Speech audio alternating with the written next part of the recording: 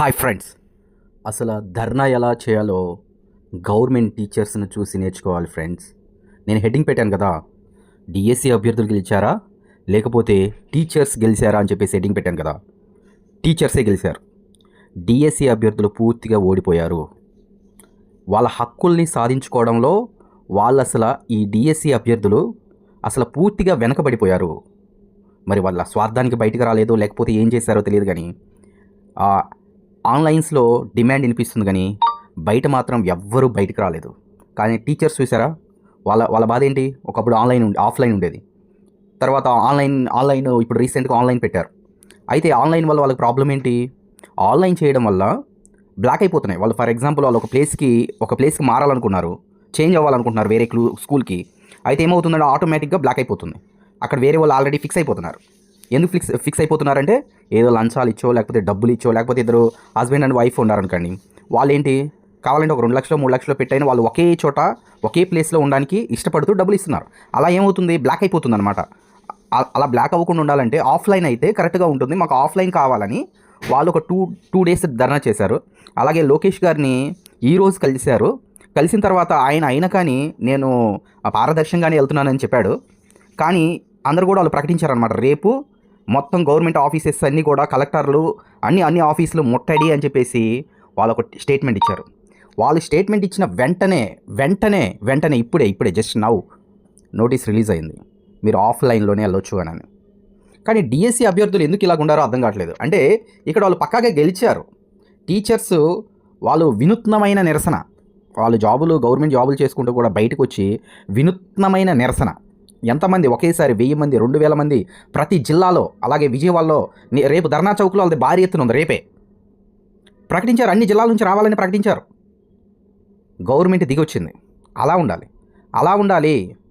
అంతేగాని 10 మంది 20 మంది వచ్చేసి మా హక్కులు సాధించుకోవాలి అంటే ఎలా కుదురుతుంది? అవ్వదు కదా. అలాగే గవర్నమెంట్కి మన వాళ్ళు ఒకటే తీసుకెళ్లారు, 90 డేస్ కావాలి ఇదే తీసుకెళ్లారు. కానీ ఈ డిఎస్సిలో చాలా లోపాలు ఉన్నాయి. చాలా లోపాలు ఉన్నాయి. అవన్నీ ఎవరు మాట్లాడట్లేదు. ఎవరు స్వార్థానికి వాళ్ళు ఒక గ్రూప్ క్రియేట్ చేస్తారు, ధర్నా అంటారు, ఆ అడ్మిన్సే రారు, కానీ మిగిలిన వాళ్ళు వెళ్ళాలంటారు. అలా కాదు, ఒక యూనిటీకి వెళ్ళాలి బయటికి. మన హక్కులు సాధించుకోవాలంటే ఒక యూనిటీగా బయటికి వెళ్తే మన వాళ్ళకి అసలు యూనిటీనే లేదు.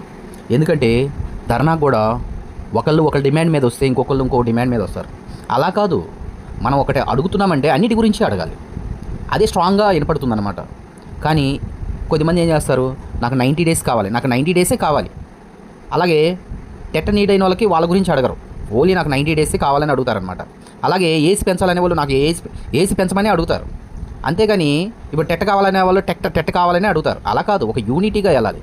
ఒక దాని గురించి అడిగినప్పుడు మాట్లాడినప్పుడు అన్నిటి గురించి మాట్లాడితే అది స్ట్రాంగ్గా ఉంటుంది. అలా కాకుండా ఒక దాని గురించి మాట్లాడడం వల్ల ఇప్పుడు ఆ లోకేష్ ఏమంటున్నాడు చూడండి, మీకు ఎప్పుడో డిసెంబర్లోనే సిలబస్ ఇచ్చాను కదా అని అంటున్నాడు, చిన్నపిల్లలతో మాట్లాడిస్తున్నాడు. కానీ డిఎస్సి అభ్యర్థులతో మాట్లాడిస్తే కరెక్ట్ సమాధానం వస్తుందని అతనికి తెలియదు. కానీ మనలో యూనిటీ లేకుండా మనం ఎలా విజయం సాధించగలుగుతాం? టీచర్లను చూడండి, యూనిటీగా ఉండారు. రేపు ధర్నా చౌక్లో విజయవాడలో ధర్నా ఉంది భారీ ఎత్తున అని చెప్పిన వెంటనే సాయంత్రానికి నోటీస్ రిలీజ్ చేశారు. ఏంటి, ఆఫ్లైనే అని. వాళ్ళు విజయం సాధించారు. అంటే ఇప్పుడు నేను హెడ్డింగ్ పెట్టింది కరెక్టే. డిఎస్సి అభ్యర్థులు ఓడిపోయారు, టీచర్లు గెలిచారు. నేను ఈ డిఎస్సి పోస్ట్పోన్ చేయడానికి, అలాగే ఈ డిఎస్సికి టెట్ కండక్ట్ చేయడానికి, అలాగే ఈ డిఎస్సిలో ఏజ్ పెంచడానికి 90 డేస్ కోసం, అలాగే నార్మలైజేషన్ వద్దు అని, ఒకే జిల్లా ఒకే పేపర్ కావాలి అని చాలా పోరాటం చేశాను. చాలా పోరాటం చేశాను. నేను 2 ధర్నాస్ లీడ్ చేశాను. 2 ధర్నాస్ కూడా నాకు నియర్లీ 15,000 ఖర్చు అయ్యాయి. ఎందుకు వచ్చాయి? నాకేం అవసరం? యాక్చువల్గా నాకేంటంటే నాకు టెట్ కావాలి. నేను రీసెంట్గా నా ఏజ్ కొంచెం ఎక్కువైనా కానీ నాకేంటి టెట్ కావాలి. నేను రీసెంట్గా బీఈడీ చేశాను కాబట్టి నాకు టెట్ కావాలి. కానీ నేను ఎప్పుడు కూడా ఒక టెట్ గురించి పోరాడలేదు, అన్నిటి గురించి పోరాడాను. నాకు 90 డేస్ కావాలన్నాను మా అభ్యర్థులకి, మాకు. అలాగే ఏజ్ పెంచమన్నాను, ఒకే జిల్లా ఒకే పేపర్ కావాలన్నాను, నార్మలైజేషన్ వద్దు అన్నాను. అలాగా మనం ఒక యూనిటీతో కలిసికట్టుగా వెళ్ళినట్లయితే మనం పక్కగా విజయాన్ని సాధించే వాళ్ళమే.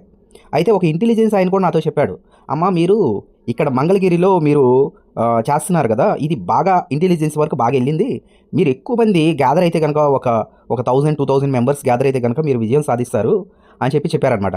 కానీ అప్పుడు మన ధర్నాకు వచ్చింది ఎంతమంది అయ్యా అంటే ఓన్లీ ఒక 20 మెంబర్స్. ఆ 20 మెంబర్స్ వచ్చినా కానీ ఎఫెక్ట్ బాగా అయ్యింది. అప్పటి నుంచి బాగా పెద్ద పెద్ద వాళ్ళకి కూడా రీచ్ అవ్వడం, మన వీడియోస్నే చాలామంది డౌన్లోడ్ చేసుకొని చాలామంది వీడియోస్ చేయడం జరిగిందనమాట. పెద్ద పెద్ద యూట్యూబ్ ఛానల్స్, అలాగే టీవీ ఛానల్స్ చాలామంది అనమాట. తులసి చంద్ అని, అలాగే దువ్వాడ శ్రీనివాసరావు గారని, అలాగే చాలామంది 10 టీవీలో వచ్చింది, అలాగే అమరావతి న్యూస్ ఛానల్లో వచ్చింది. అలాగే కొద్దిగా ఎలివేట్ అయింది, బయటికి వెళ్ళింది, కొంచెం వార్త బయటికి వెళ్ళింది. అలాగే మనం డిప్యూటీ సార్తో మనం కమిషనర్ గారితో మనం మాట్లాడడం జరిగింది. అలాగే కమిషనర్ గారితో మనం మాట్లాడడం జరిగింది. అంతా మాట్లాడడం జరిగింది, ఎలివేట్ అయ్యింది. సరే అది పోయింది. మళ్ళీ నెక్స్ట్ మనం ఎక్కడ పెట్టాం? విజయవాడ ధర్నా చౌక్లో పెట్టాం. సరే అక్కడన్నా వస్తారా అంటే అక్కడ కూడా 50 మంది కంటే ఎక్కువ రాలేదు. సరే అది పోయింది. మన వాళ్ళు మొత్తం 8 లక్షల మంది ఉన్నారు. సరే చదువుతున్న వాళ్ళు కొద్దిమంది ఉన్నారు. అలాగే ఏజ్ తర్వాత అలాగే టెట్ కావాలన్న వాళ్ళు వీళ్ళందరూ కూడా ఉండారుగా. వీళ్ళన్నా కనీసం ఆయన ఎవరు మన యాదవ్ గారు పెట్టారు కదా సారు, రామచంద్ర యాదవ్ గారు పెట్టారు. ఆయన పెట్టినప్పుడన్నా కనీసం ఒక 500 మంది అన్న వస్తే ఎంతకంత ఎఫెక్ట్ అయ్యేది. కానీ ఎవరు కూడా ముందుకు రాలేకపోయారు, మనం ఓడిపోయాం. టీచర్లు గెలిచారు. స్ట్రాంగ్గా చేస్తే స్ట్రాంగ్గా చేయాలి, ఫోకస్డ్గా చేయాలి. అది గుర్తుపెట్టుకొని మీరు ఇకనైనా ఎగ్జామ్స్ ప్రశాంతంగా రాయండి. కానీ ఒకవేళ మీరు ఎవరైనా పోరాటం చేయాలి ఇక ఈ ఫ్యూచర్లో అయినా అనుకున్నప్పుడు, కానీ అది ఒక లెవెల్లో ఉండాలి. ఉన్నప్పుడు మీరు విజయం సాధించగలుగుతారు. Thank you. జెన్యూన్ ఇన్ఫర్మేషన్ గురించి ఎవరైనా కానీ ఈ ఛానల్ని సబ్స్క్రైబ్ చేసుకోకపోతే దయచేసి అందరు కూడా మన డిఎస్సి అభ్యర్థులు అందరు కూడా ప్రతి ఒక్కరు కూడా సబ్స్క్రైబ్ చేసుకోండి. అలాగే బెల్ ఐకాన్ని క్లిక్ చేయండి. మీకు చాలా ఇంపార్టెంట్ డిఎస్సి గురించి అలాగే ప్రతి ఒక్క విషయం గురించి నేను మాట్లాడడం జరిగింది. మీరు ప్రతి ఒక్కరు కూడా సబ్స్క్రైబ్ చేసుకోండి, లైక్ చేయండి, కామెంట్ చేయండి. Thank you.